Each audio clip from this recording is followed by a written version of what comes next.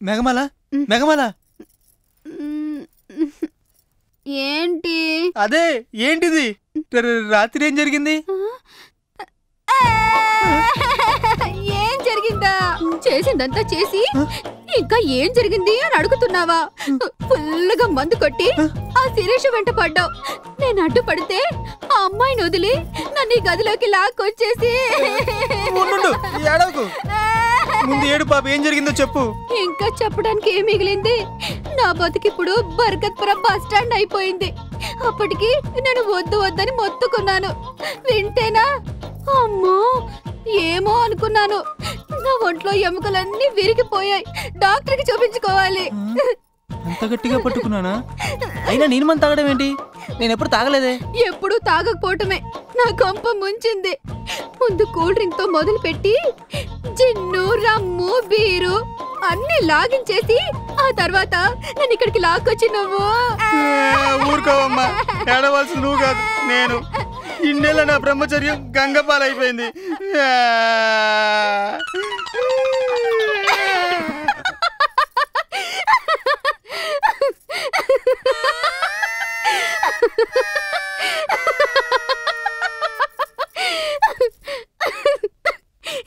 ఎంత అమాయకుడివి పటేల్ నీకంత ధైర్యం కూడా ఉందా కూల్ డ్రింక్ లో వాళ్ళేదో మందు కల్పిస్తే తాగేసి గుర్రు పెట్టి నిద్రపోయావు మీ అందరికి నేనంటే అలుసైపోయాను అయినా ఎంతకాలంలే రేపో మాప అజీజ్ గడు బెయిల్ మీద బయటకు వస్తున్నాడంట వాడికి నేను అప్పగిస్తే నీ పీడ నాకు వదిలిపోతుంది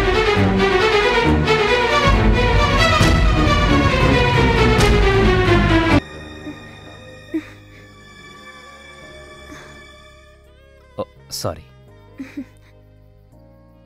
నాకు ఆనందం వచ్చినా విషాదం వచ్చినా తట్టుకోలేను ముఖ్యంగా నా అనుకున్న వాళ్ళ ముందు బయటపడకుండా అస్సలు ఉండలేను మీరు నా మనిషి అన్న చనువుతో రియల్లీ ఐఎమ్ వెరీ సారీ ఆ మాత్రానికి సారీ ఎందుకండి నేను మీ మనిషినే కదా మీరు అవకాశం ఇవ్వకపోతే నేను ఎక్కడుండేదాన్నో నో కళ అనేది దైవంతో సమానం అది ఎక్కడున్నా ప్రకాశిస్తుంది నాలాంటివాడు ఆ దైవం పాదాల దగ్గరకు వచ్చినప్పుడు అంతులేని ఆత్మసంతృప్తిని పొందుతాడు అది మీ గొప్పతనం కానీ కళారాధకుడి గొప్పతనం కాదు సార్ మీటింగ్లో చెప్పాల్సినవన్నీ ఇక్కడే చెప్పేస్తున్నారు అప్పటిదాకా దాచిపెట్టండి చెప్పాను కదా నాకు నచ్చిన వాళ్ల ముందు ఏది దాచుకోనని కనీసం మీకు కాబోయే భార్య కోసమైనా కొన్ని ఫీలింగ్స్ దాచుకోండి అన్నట్టు అడుగుతున్నాననేం అనుకోకండి మీరిప్పటిదాకా పెళ్ళెందుకు చేసుకోలేదు మీలాంటి మంచి మనసున్న అందమైన అమ్మాయి దొరక్కపోవటం వల్ల పెళ్లి చేసుకోలేదంటే మీరు ఇబ్బంది పడతారేమో దాంట్లో ఇబ్బంది పడ్డానికేముంది సార్ నా మనసు మీకు నచ్చినందుకు గర్వపడుతున్నాను థ్యాంక్ యూ వెరీ మచ్ రేపు కారు పంపమంటారా వద్దు సార్ నేను వచ్చేస్తాను మా అమ్మని కూడా తీసుకొస్తాను వెళ్దాం పదండి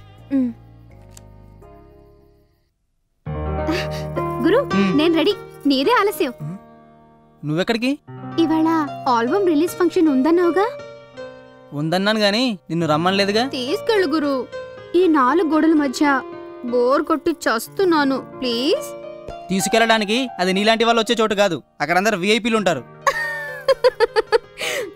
విఐపీస్ గురు అంటే బాధపడతారు కానీ మీ విఐపీలు వివిఐపీలు మా ఇళ్లకు రాని వాళ్ళెవరు చెప్పు ఎందుకు గురు వంచన ఈ ప్రపంచంలో ప్రతివాడు తన పెళ్ళం సీతలాగుండాలి ఎదురుంటోడి పెళ్ళం మాత్రం వేషలాగుండాలనుకుంటాడు అది మీ మగాళ్ళ సైకాలజీ మగాళ్ళని అందరినీ కలపకు నేను అలాంటివన్నీ కాదు నేను నిన్నలేదులే నీకంత సీనే ఉంటే నేనెప్పుడో నెల్తప్పేదాన్ని ఒక్క మాట కూడా మామూలుగా మాట్లాడవా గురు గురు గురు గురు తీసుకెళ్ళు గురు నీ లవ్ కి రికమెండ్ చేసి పెడతాను నీ రికమెండేషన్ నాకేం అక్కర్లేదు నేను చెప్పుకోగలను ఏమని ఐ లవ్ యూ అని ఏది మళ్ళీ చెప్పు ఐ లవ్ యూ.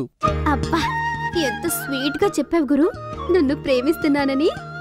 నేను చెప్పేది నీకు కాదు, మాధురికి. సరే, ఒకవేళ ఆ అమ్మాయి కాదంటే నువ్వేం బాధపడకు, వెయిటింగ్ లిస్ట్ లో నేనున్నాను. నేనైతే పెళ్లి అక్కర్లేకుండానే డైరెక్ట్ గా శోభనానికైనా రెడీ. ఇంతసేపు నీతో మాట్లాడమే నేను చేసిన తెలివి తక్కువ పని. ఛీ, ఇప్పటికి తెలిసిందనమాట ఆ విషయం.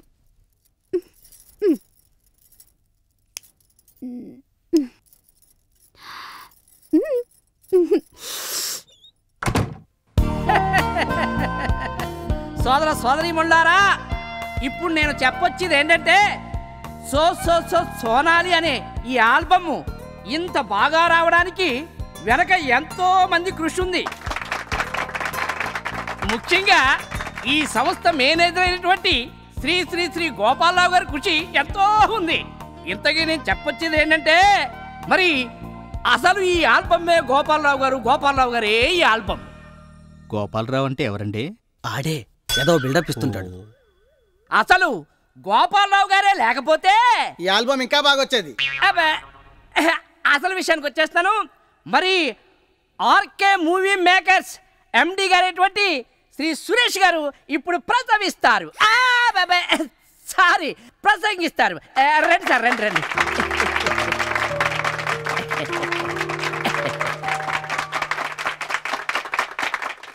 అందరికీ నమస్కారం. మా మేనేజర్ గోపాలరావు చెప్పినట్లు ఈ ఆల్బమ్ ఇంత బాగా రావడానికి కారణం మేమందరం కాదు, ఒకే ఒక వ్యక్తి, miss Madhuri. Congrats. Thank you sir. ఈమె అందం, అభినయం, గాత్రం, నాట్యం ఇవన్నీ ఈ ఆల్బమ్ బాగా రావడానికి దోహదపడ్డాయి.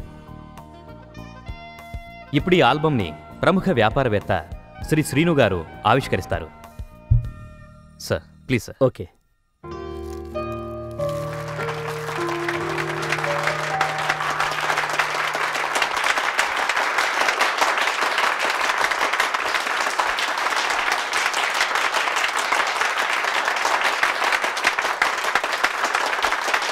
Thank you sir.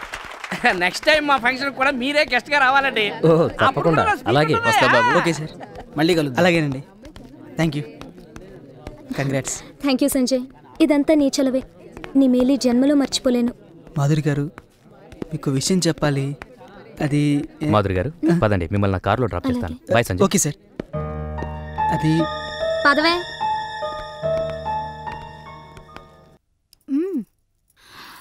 నువ్వు ఆ ప్రోగ్రాంకి తీసుకెళ్లేదుగా, అందుకని ఇంట్లోనే ప్రోగ్రాం పెట్టాను. ఇంతకీ ఆ అమ్మాయికి ఐ లవ్ యూ చెప్పావా లేదా? మోహన్ చూస్తేనే తెలుస్తోంది చెప్పలేదని. పోనీ చెప్పినా చీపో ఉందా? ఎందుకు గురు కాదనే వాళ్ళ వెంట పడతావు? నేనున్నానుగా, నాతో ప్రొసీడ్ అయిపో. దానికి నాకు ఏంటి తేడా? తేడా ఏమిటా? ఆ అమ్మాయిని చూస్తే స్వచ్ఛమైన మల్లెపూని చూసినట్టు అనిపిస్తుంది, కానీ నిన్ను చూస్తే బురదగుంటలో కమలాన్ని చూసినట్టు అనిపిస్తుంది. ఎవ్వరూ దాని జోలికి వెళ్లరు, వెళ్తే బురదంట కూడా తిరిగి రారు. నీ వేషం, నీ భాష, నీ అలవాట్లు అన్నీ నాకు అసహ్యం. అర్థమైందా?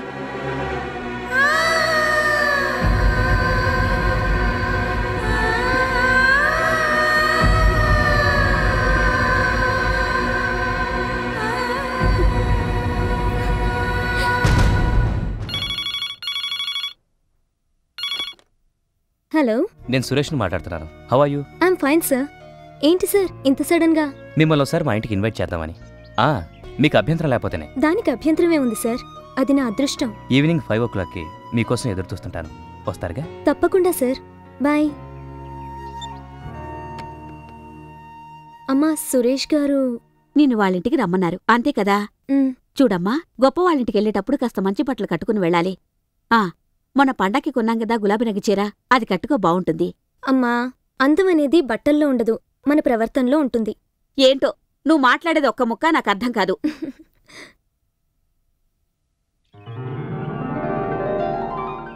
4 ఏళ్ల నుండి పాప్స్